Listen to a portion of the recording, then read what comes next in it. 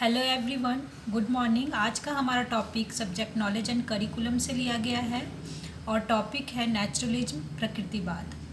Naturalism के part 1 को आप इस वीडियो में देखिए। आज का हमारा टॉपिक नेचुरलिज्म पार्ट 2, जिसमें हम प्रकृतिवाद के सिद्धांत और शिक्षा में प्रकृतिवाद को देखेंगे। तो सबसे पहले देखते हैं प्रकृतिवाद के सिद्धांत। प्रकृति ही समुचित वास्तविकता है। Nature is the entire reality. प्रकृतिवाद में केवल प्रकृति ही समुचित वास्तविकता है। प्रकृति तथा वास्तविकता एक ही वस्तु है। प्रकृतिवाद में प्रकृति से ऊपर और इससे अलग कुछ भी नहीं है। प्रकृति के नियम। प्रकृति के नियम संपूर्ण ब्रह्मांड के लिए एक ही हैं तथा अपरिवर्तनशील है। इस ब्रह्मांड की प्रत्येक वस्तु प्रकृति के नियमों के अधीन है। प्रकृति के रहस्य। प्रकृति के अपने रहस्य होते हैं जो वैज्ञानिक तरीकों से खुलते हैं। ज्ञानेंद्रियां ज्ञान के द्वार होते हैं। जो शारीरिक 5 हमारी ज्ञानेंद्रियां हैं वो ज्ञान का द्वार है। समस्त ज्ञान शारीरिक इंद्रियों के द्वारा ही प्राप्त किए जाते हैं। प्रकृतिवाद के सिद्धांत के अनुसार ये संपूर्ण ब्रह्मांड पदार्थ का बना हुआ है। इसमें कोई आत्मा या जीवात्मा वस्तु नहीं है। इसकी प्रत्येक वस्तु भौतिक विज्ञान के नियमों के अधीन है। प्रकृतिवाद के सिद्धांत के अनुसार समाज एक कृत्रिम ढांचा है। मनुष्य अपनी अलग अलग ज़रूरतों के हिसाब से अलग अलग समाज को बनाता है। केवल व्यक्ति ही वास्तविकता प्रकट करते हैं। प्रकृतिवाद के सिद्धांत के अनुसार विज्ञान समुचित ज्ञान का स्रोत है। प्रकृति के अनुसार वैज्ञानिक ज्ञान ही सर्वोच्च मूल्य रखता है। प्रकृतिवाद के सिद्धांत के अनुसार प्रकृति का अपना इतिहास होता है। यह समय के व्यतीत होने से बढ़ती और विकसित होती है। इसी तरह समयानुसार मनुष्य भी परिवर्तित होता रहता है। प्रकृतिवादी आत्मा में विश्वास नहीं रखते। प्रकृतिवादियों को आत्मा, परमात्मा एवं आध्यात्मिक जगत के अस्तित्व में कोई विश्वास नहीं होता। वे केवल भौतिक जगत, पदार्थ एवं प्रकृति के अस्तित्व में विश्वास करते हैं। प्रकृतिवाद में कहा गया है कि मानव विकास एक प्राकृतिक क्रिया है। प्रकृतिवाद का नारा है कि प्रकृति की ओर वापस लौटो, क्योंकि यह आध्यात्मिक सत्ता में विश्वास नहीं रखता और अंतिम सत्ता भौतिक तत्व मानता है। ईश्वर, अंतरात्मा, मन, परलोक, इच्छा की स्वतंत्रता, नैतिक प्रवृत्तियाँ, प्रार्थना तथा अमानवीय चमत्कार सब भ्रम है और केवल प्रकृति ही सत्य है। प्रकृतिवाद तथा शिक्षा के उद्देश्य।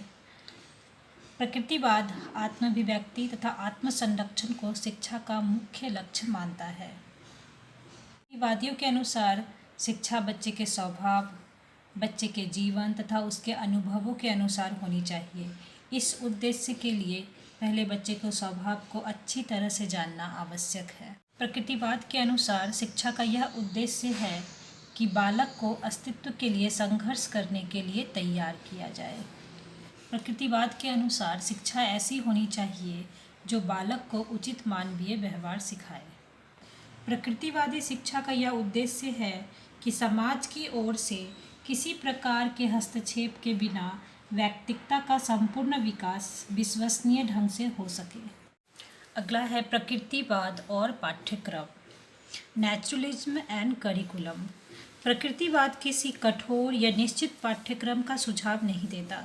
इसका विश्वास है कि बालक प्राकृतिक वातावरण में सबसे अच्छी तरह सीख सकता है। प्रकृतिवाद बालक के मनोविज्ञान पर आधारित है। प्रकृतिवादी पाठ्यक्रम में उसकी प्रकृति, उसकी रुचियाँ तथा आंतरिक झुकावों पर आधारित है। यह आधारभूत विज्ञानों के अध्ययन पर बल देता है। प्रकृतिवादी विज्ञान के विषयों जैसे भौतिक विज्ञान, रसायन विज्ञान, जीव विज्ञान, वनस्पति विज्ञान, प्राणी विज्ञान, भूगोल आदि पर बल देते हैं। वे भाषावादों, साहित्य, कला आदि को केवल सहायक विषय ही मानते हैं। प्रकृतिवाद में अतीत के अनुभवों पर बहुत बल दिया गया है, क्योंकि अतीत के अनुभव द्वारा वर्तमान के अनुभवों को जोड़ करके देखा जाता है। अगला है प्रकृतिवाद और शिक्षण की विधियाँ, naturalism and methods of teaching. प्रकृतिवाद ने शिक्षण विधियों के क्षेत्र में बहुत महत्वपूर्ण योगदान दिया है। यह प्रत्येक प्रकार की कठोर, एकसारता पारंपरिक शिक्षण विधियों को रद्द करता है। प्रकृतिवाद के अंतर्गत निम्न शिक्षण विधियों को बतलाया गया है। इसके अंतर्गत करके सीखना, बालक अनुभव द्वारा सीखता है, पर्यवेक्षण या प्रयोग द्वारा सीखता है, स्वतः शोध के द्वारा सीखता है, खेल विधि तथा प्रयोग विधि को बतलाया गया है। अगला है प्रकृतिवाद तथा अनुशासन, नेचुरलिज्म एंड डिसिप्लिन। प्रकृतिवाद बालक को आत्म अभिव्यक्ति के लिए पूर्ण छूट प्रदान करता है। प्रकृतिवादी प्रत्येक प्रकार के बाह्य हस्तक्षेप के विरुद्ध है। वे दबाव डालने वाले ढंगों के भी विरुद्ध है तथा बच्चे के व्यक्तित्व के विकास को मुख्य रखते हुए उनको पूर्ण स्वतंत्रता देने के पक्ष में है।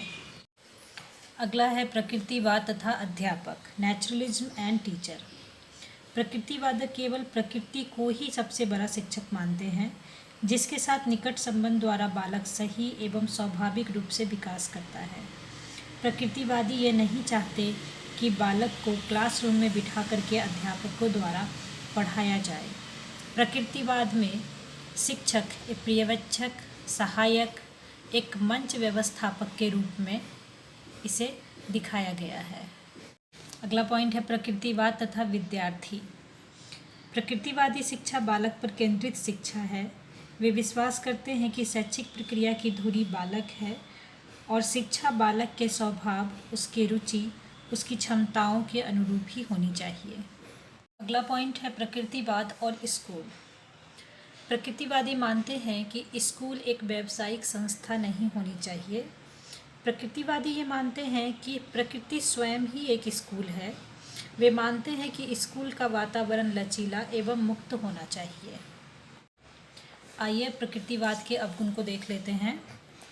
प्रकृतिवाद पुस्तकों तथा अन्य शिक्षण साधनों को कोई विशेष महत्व प्रदान नहीं करता। प्रकृतिवाद प्रत्यक्ष अनुभव में विश्वास करता है, जो प्रत्येक समय और प्रत्येक स्थान पर प्राप्त नहीं हो सकता। प्रकृतिवाद बालक के आध्यात्मिक तथा नैतिक पक्षों के विकास की ओर कोई ध्यान नहीं देता। यह अध्यापक को शिक्षण प्रक्रिया में बहुत कम महत्व प्रदान करता है, किंतु फिर भी प्रकृतिवाद ने शिक्षण प्रक्रिया में बहुत योगदान डाला है। इसने शिक्षा को वास्तविक एवं लाभदायक बनाया है। पूर्ण रूप से कहें तो प्रकृतिवाद का योगदान शिक्षण व्यवस्था में अनुपम है। इसने शिक्षा को वास्तविक, रुचिकर एवं उपयोगी बनाया है।